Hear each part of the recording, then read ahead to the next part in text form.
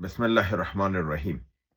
قدرمندو لیدونکو او ریدونکو او ګرانو هیوادوالو سلامونه او احترامات مې ومنئ. نن 10 د جنوري کال 2018 چې جمعة المبارک سره سمون خوري ستاسې په خدمت کې حاضر یم. نن ډیر مهم نړیوال خبرونه را سره دي چې دا ټول په موږ او تاسې په سیمه په دې اغیزه لري او ځینې خو داسې دي چې زموږ تاسو لپاره حیاتي دي او په عین حال کې د خیبر پښتونخوا نه د عملیاتو راپور هم دلته را سره دی. راځم جهادي خبرونو ته. د 9 جنوري راپورونه دي. ولایت لکي مروت ولسوالۍ نورنګ علاقه نورنګ بازار مجاهدینو په د پولیس په پناهګاه باندې چاپه وهلې ده او هغې ته اور ورته کړی دی او 1 میل کلشینکوف یې غنیمت اخیستی دی. 9 د جنوري ولایت ټانک ولسوالۍ ټانک خاص علاقه تاتورو د مجاهدینو او فوز ترمنځ ډیره سخته جګړه شوې ده.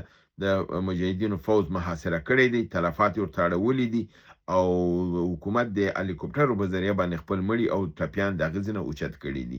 په 9 د جنوري ولایت ټانک ولسوالۍ ټانک خاص د اف سی په قلا باندې د ماټر توپ په ذریعه برید شوی دی. 2 اف سی عسکر وژل شوي دي او یو تعداد نور ټپیان دي. همدغه ولایت ټانک ولسوالۍ ټانک خاص کې په قلعه زام باندې سنایپري برید شوی دی، یو عسکر وژل شوی دی او نور ټپیان دي. همدارنګه په 9 د جنوري ولایت وزیرستان شمالي ولسوالۍ میرانشاه علاقه غونډي کلی د نظامیانو په مورچه باندې د داشکي برید شوی دی، مالی او ځاني تلفات وراړول شوي دي. په 9 د جنوري ولایت بنو ولسوالۍ ډومیل علاقه ډمی جنگ شدت روان دی او دغه وخت چې پورې دا خبر ما اخیسته ویلو چې جنگ لا پای ته نه دی رسېدلی. مجاهدینو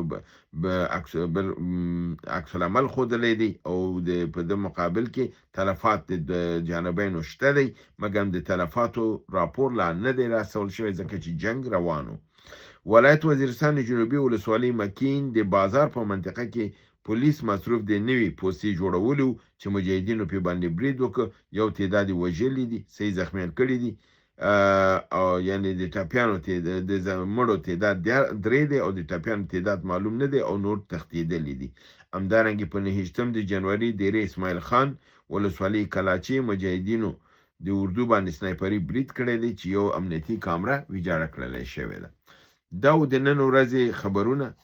هیله ده چې تاسو خوښ شي او د ګټې وره مو ګرځي، ګټه ترېنه اوچته کوي، یعنې معلومات یې ترلاسه کوي او زما برنامه سبسکرایب کوي، لایک کوي او دوستان سره شریکه کوي. تر بل برنامې چې تاسو حضور ته حاضرېږم، تاسو په لوی پروردګار عالمیان سپارم. وما علینا الا البلاغ.